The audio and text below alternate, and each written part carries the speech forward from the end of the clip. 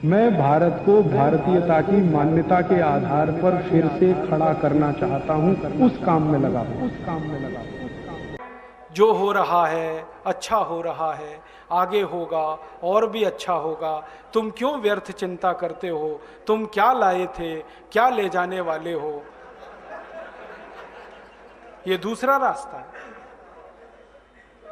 हाँ, और इस रास्ते पर हमको भटकाने वाले 10-20 नहीं है, सैकड़ों लोग हैं। रोज आते हैं और माला पकड़ा देते हैं कि राम राम राम राम, राधे राधे राधे राधे, राम राम राम राम, राधे राधे, बस यही करो, देश तो ठीक हो जाएगा। और ज्यादा उनसे तर्क करो तो कहने लगे तुम क्यों व्यर्थ चिंता करते हो? तुम क्या लाए थे, क्या ले जाओगे? जो हो रहा है अच्छा हो रहा है, देश लुट रहा है अच्छा हो रहा है, आगे लुटेगा और अच्छा होगा। वो हमको समझाते हैं और इसी को धर्म कहते हैं, इसी को धर्म कहते हैं। और आजकल धर्म के व्यापार करने वालों की बाढ़ आई हुई है। हाँ, बहुत बड़ी फौज खड़ी हुई है उनकी। एक आया राम की कथा कहेगा 10 करोड़ लेके जाएगा, दूसरा कृष्ण की कथा कहेगा वो 15 करोड़ लेके जाएगा। और आप जैसे भोले भाले मूर्ख लोग डालते हैं उनके पात्रों में, ले जा भाई। ये बापू नहीं है, डाकू हैं। बापू नाम तो शर्म आती है कहते हुए। कहीं से 10 करोड़ लूटो, कहीं से 20 करोड़, कहीं से 25 करोड़। और आप लोगों की मजबूरी है कि काले धन का करें क्या? इनकम टैक्स वाले पकड़ते हैं तो ये बापुओं को देते रहते हो आप, क्या करें उसका? और ये बापू लोग हमें सिखाते रहते हैं जो हो रहा है अच्छा हो रहा है। वाह वाह, मैंने देखा है क्या क्या पाखंड और नौटंकी चलता है। भगवान राम की कथा कहने आते और भगवान राम की जिंदगी के वो प्रसंग कभी नहीं सुनाते जो हम में वीरता पैदा करें, जो साहस पैदा करें। राम की जिंदगी में बहुत सारा हिस्सा साहस का है, वीरता का है।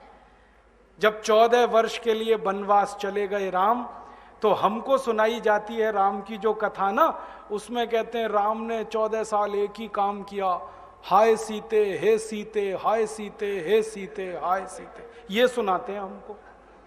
हाँ, यही सुनाते हैं निकाल के कहानी में से। और मैं कहता हूं कि राम को अगर हाय सीते हे सीते हाय सीते यही करना था 14 साल, तो दूसरा विवाह क्यों नहीं कर लिया?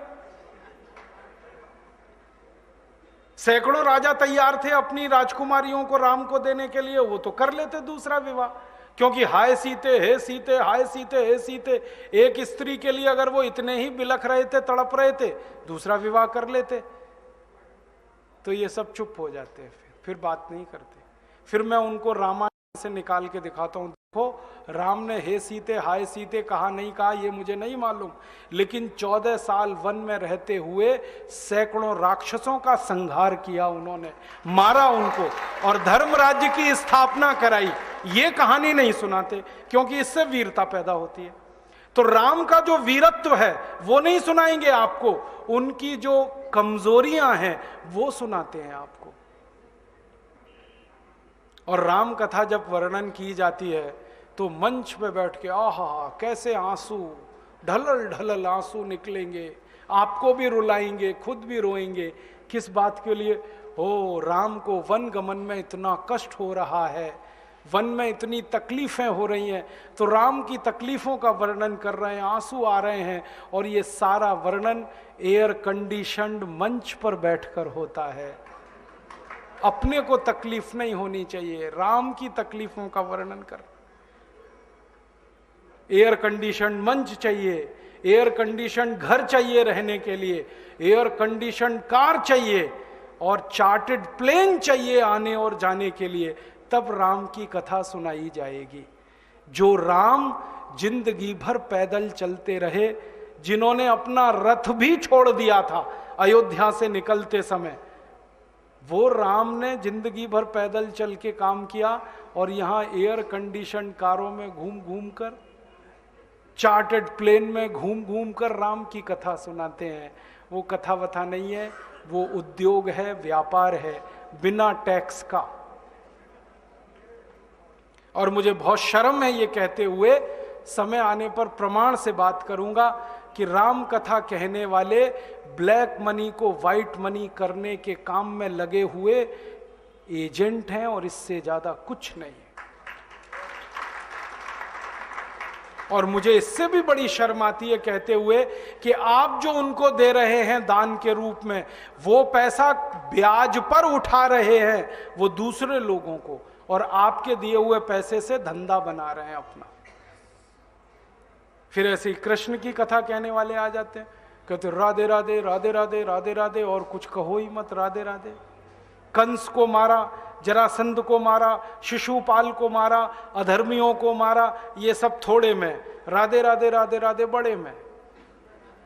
हाँ, क्योंकि आपको कायर बनाना है ना, निर्वीर बनाना है, नपुंसक बनाना है, तो वीरता की कहानी क्यों सुनानी है? तो चुन चुन कर ऐसी कहानियां सुनाते हैं।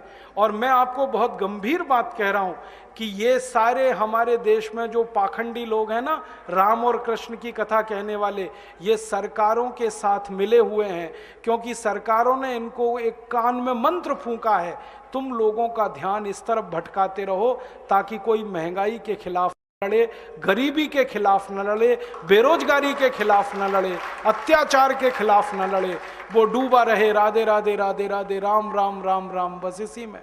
और समझाते रहो, तुम क्या लाए थे, तुम क्या ले जाओगे, क्यों व्यर्थ चिंता करते हो, जो हो रहा है अच्छा हो रहा है, आगे होगा और भी अच्छा होगा।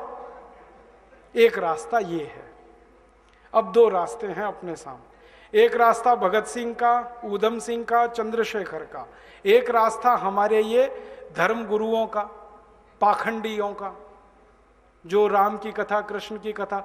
मुझे बहुत ऑफर आए हैं, मैं आपको दिल का दर्द बता रहा हूं, सच में कह रहा हूं, आपसे नाम नहीं लेता।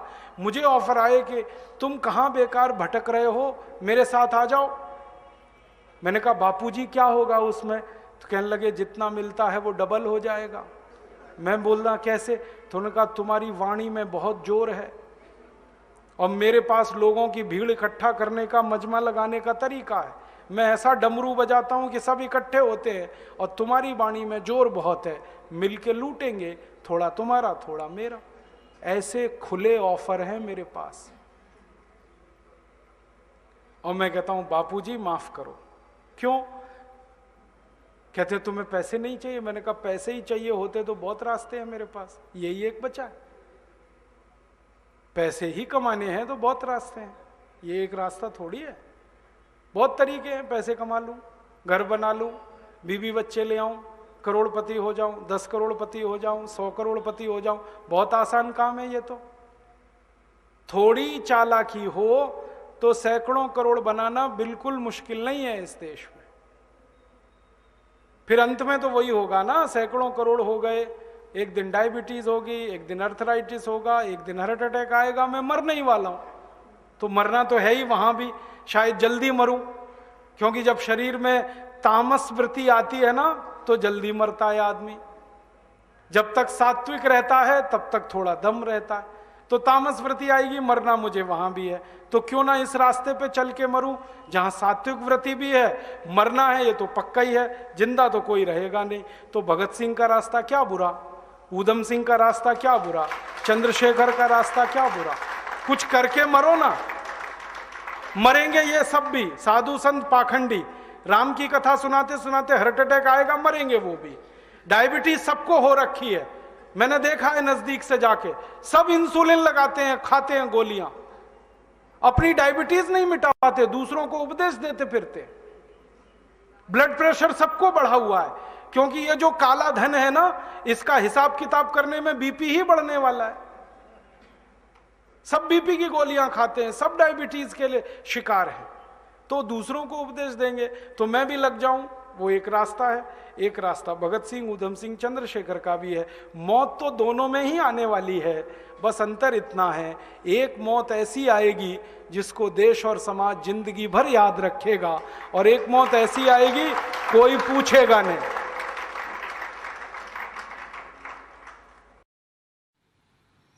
दोस्तों सबसे पहले तो चैनल सब्सक्राइब करें, फिर लाइक, कमेंट और शेयर करें। और हाँ, हमारा एंड्रॉयड ऐप डाउनलोड करना ना भूलें।